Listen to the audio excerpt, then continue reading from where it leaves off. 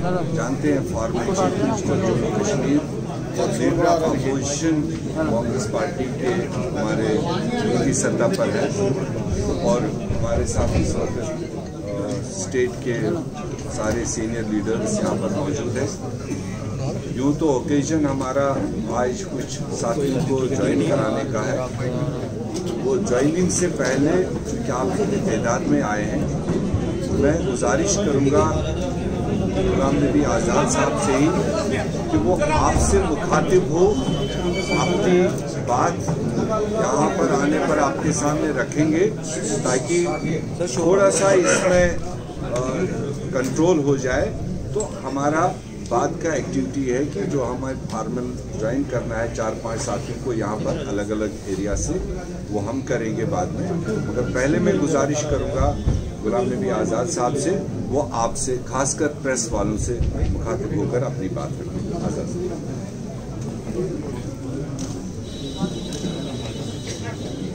जैसे मीर साहब ने अभी बताया, एक तो जो हालात इस वक्त बॉर्डर पे हैं उनके बारे में मैं चर्चा करना चाहूँगा और उसके बाद कुछ लीडर्स दूसरी पार्टियों में जो थे वो हमारी पार्टी ज्वाइन कर रहे हैं। सबसे पहले मैं अपनी पार्टी की तरफ से एयरफोर्स के जो पायलट अभिनंदन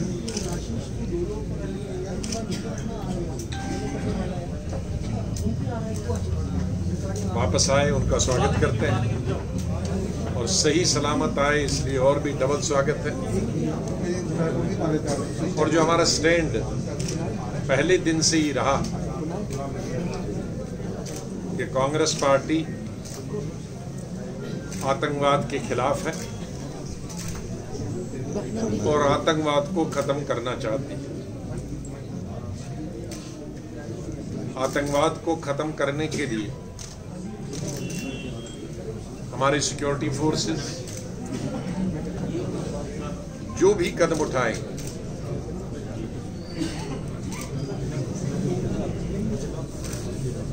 उसमें उनको हमारा सहयोग मिलेगा।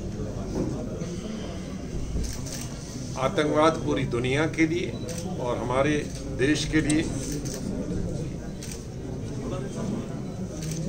बिल्कुल अच्छा नहीं है और सबसे ज्यादा नुकसान अगर आतंकवाद की वजह से हुआ है तो वो हमारी स्टेट में हुआ। कश्मीर में तो एक पीढ़ी नौजवानों की खत्म हो गई और आतंकवाद का शिकार हो। पिछले 30 साल से पूरे कश्मीर वादी में और कुछ साल पहले तक जम्मू के भी बहुत सारी डिस्ट्रिक्ट्स में आतंकवाद की वजह से बहुत जानी नुकसान हुआ। ये बहुत दुख की बात भी है और चिंता का विषय भी है हमारे मुल्क के लिए और हमारे सूबे के लिए। इसलिए अगर आतंकवाद खत्म होता है तो सबसे ज्यादा खुशी हमारे देश को और उससे भी ज्यादा खुशी जम्मू कश्मीर के लोगों को होगी, ताकि हम दोबारा से हमारे जो बच्चे हैं वो शिक्षा प्राप्त कर सकें, तालीम हासिल कर सकें, देश के अंदर स्टेट के अंदर टूरिज्म शुरू हो जाए। वहाँ रूलिंग पार्टी को भी ऐसे मौके राजनीति करने के लिए इस्तेमाल नहीं करने चाहिए, ऐसी हमें उनसे अपेक्षा है। जहाँ तक जम्मू कश्मीर का सवाल है, मैं दोनों सूबों के लोगों से अपील करूँगा, जम्मू और कश्मीर के, कि यहाँ तनाव बिल्कुल नहीं होना चाहिए। तनाव बॉर्डर पे है और आज पहली दफ़ा नहीं है, लेकिन आज ज़्यादा है। पिछले 4-5 सालों से इतने सीज फायर वायलेशन कभी भी जम्मू कश्मीर में पाकिस्तान की तरफ से नहीं हुए थे। इतनी फायरिंग कभी नहीं हुई थी, इतने लोग कभी नहीं मरे थे। लेकिन ये तनाव बॉर्डर पे रहना चाहिए, इसका कोई भी असर जनता पे नहीं होना चाहिए। जनता एक है, लोग एक हैं जम्मू कश्मीर के, और किसी भी राजनीतिक दल को बॉर्डर के तनाव को लोगों के तनाव में नहीं बदलना चाहे ताकि कोई राजनीतिक फल या राजनीतिक लाभ उसे उठाए। जम्मू और कश्मीर के दोनों सूबे आर्थिक तौर पर एक इंटरडिपेंडेंट। कश्मीर घाटी में जो भी सामान आता है वो जम्मू से गुजरता, और जम्मू की जो आर्थिक स्थिति है वो कश्मीर पर निर्भर है। मैं बधाई देता हूं महाराजा को कि जिन्होंने ये सिस्टम किया था 6 महीने वहां और 6 महीने यहां। 6 महीने कश्मीर जब पर्यटक जाता है तो वहां की आर्थिक मंदी खत्म हो जाती। दूसरी बात है कि आजकल मिलिटेंसी की वजह से पर्यटन टूरिज्म बिल्कुल ठप है, लेकिन जब 6 महीने दरबार मूव जम्मू हो जाता है तो एक नई इकोनॉमिक एक्टिविटी होती है, और जो परचेजिंग पावर कश्मीर के लोगों में होती है वो यहाँ का दुकानदार से पूछ सकते हैं, आप होटल वाले से पूछ सकते हैं, टैक्सी वाले से पूछ सकते हैं, टी स्टॉल वाले से पूछ सकते हैं कि विंटर में और समर में कितना फर्क होगा। समर में अगर वो 4 आने कमाता है तो विंटर में वो 1000 रुपये कमाता है, इतना फर्क है। तो ये भी समझना है कि हम इंटरडिपेंडेंट है, एक दूसरे पर निर्भर है, इसलिए नफरत एक दूसरे के लिए न कश्मीर के लिए है अच्छी है जम्मू के प्रति, और न जम्मू वालों के लिए अच्छी है वो कश्मीर के प्रति।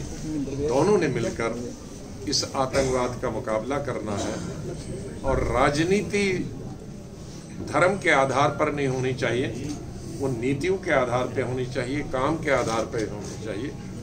जिस जिस देश में दुनिया के धर्म के आधार पर राजनीति हुई है वो देश बर्बाद हो गए हैं, तबाह हो गए हैं, और हमें ऐसे देशों से सबक सीखना चाहिए कि न देश में और न ही हम अपने प्रदेश में धर्म की राजनीति को कोई अपने मन में, अपने दिल में, अपने हृदय में कोई जगह नहीं देनी चाहिए। ये मेरी आज की जो स्थिति है उस पर बताऊंगा। जैसे मैंने कहा कि बहुत सारी चीज़ें हैं, लेकिन एक चिंता बहुत है कि पिछले कुछ दिनों से जो हमारे नॉर्मली तो फायरिंग होती है जम्मू और सांबा और कठुआ सेक्टर में, इस दफ़ा उतनी फायरिंग यहाँ नहीं हुई थी। एक रात के लिए हुई थी अखनूर सेक्टर से लेकर इधर, लेकिन पिछले हफ्ते से जो राजौरी पुंछ में फायरिंग हो रही है उससे बहुत ज़्यादा नुकसान है। और आज यहाँ आते ही मैंने पुंछ के कुछ लोगों को बुलाया था, तो आज ही सुबह वो पहुँचे ताकि मुझे ब्रीफ करें। उन्होंने जो मुझे बताया कि सबसे भयंकर फायरिंग जो हो रही है वो मेंढर तहसील में हो रही है, बालाकोट में हो रही है, मेंढर प्रॉपर में हो रही है, छजला में हो रही है, मनकोट में हो रही है, कृष्णा घाटी में हो रही है, गहनी में हो रही है, बिम्बर गली में हो रही है,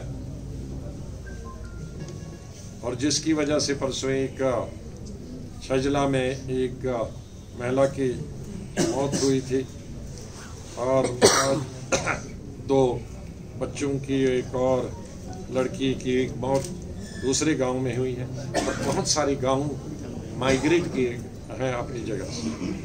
इसी तरह से भिंगबर गली के अलावा इस साइड उन साइड में भी कई जगह पे फायरिंग खड़ी कलबाड़ा वगैरह में हो रही है और जलास में हुई है, सत्रोही में हुई है। तो अभी भी फायरिंग इस वक्त भी चल रही है, हमारी चिंता का विषय है। और हम लोगों ने मेयर साहब ने और हमने तय किया कुछ साथियों के साथ कि इन इलाकों में एक डेलीगेशन जाएगा, हमारी प्रदेश की तरफ से आज जाए या कल जाए, अपनी तरफ से उनके साथ सहानुभूति, अपनी हमदर्दी दिखाएगा और उसके दिखाएंगे अपनी पार्टी की तरफ से।